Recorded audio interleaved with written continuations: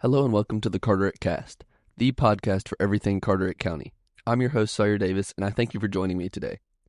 Today I have a story that I heard several times growing up, and I think it's a very interesting one that involves a woman from Carteret County many years ago. This is the story of Emeline Piggott. Emeline Piggott was born on December 15th, 1836, in Harlow Township, Carteret County, North Carolina. At the age of 25, shortly after the Civil War began, she and her family moved to a farm on Calico Creek, what we now know as Morehead City. The Confederate 26th North Carolina Division soon camped nearby to defend the coast, and Emeline quickly became passionate about supporting the Southern cause. Emeline offered many services to the Confederacy. She served as a spy in order to gain information from the Union troops, a courier transporting mail and intelligence about Union ships, including their tonnage and cargo. She nursed wounded Confederate soldiers back to health in her own home, as well as gathered supplies such as food and clothing for the soldiers. She would hide these items in hollowed trees for the soldiers to retrieve later. Her efforts spanned 3 counties, and she risked her life to gather and pass on crucial information and supplies across the creek to Confederate authorities. During the Battle of New Bern in 1862, Emeline continued her espionage work, narrowly avoiding capture on several occasions.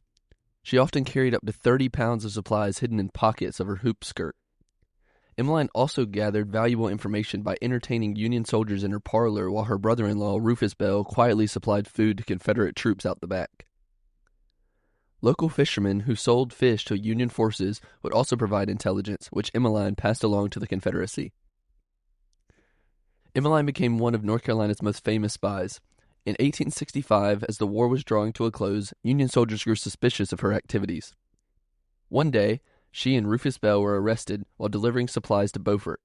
While being searched, Emeline managed to destroy many important documents, swallowing some and shredding others. However, the Union soldiers discovered the supplies hidden in her skirt. Despite facing the death penalty, Emeline was released after 2 months without trial, likely due to her troublemaking reputation with the soldiers guarding her. After her release, she was monitored closely until the end of the war, but was never tried. After the war, Emeline returned to her family's farm. She never married, as her heart had always been with Stokes McRae, a soldier she had fallen in love with during the war. McRae survived the Battle of New Bern, but was killed at Gettysburg in 1863. Heartbroken by his death, Emeline rededicated herself to the Confederate cause, continuing her intelligence work after the Union occupied her area.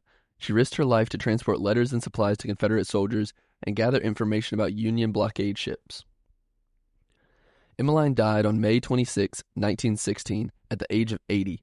She was buried in the family cemetery on Calico Creek, and her grave, located on Emeline Place in Morehead City, is open to the public to this day. Her legacy as one of the South's most daring and resourceful spies remains a significant part of Carteret County's Civil War history.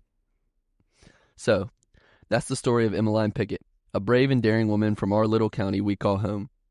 I want to thank you again for joining me today, and I hope to see you in the next episode. Bye-bye.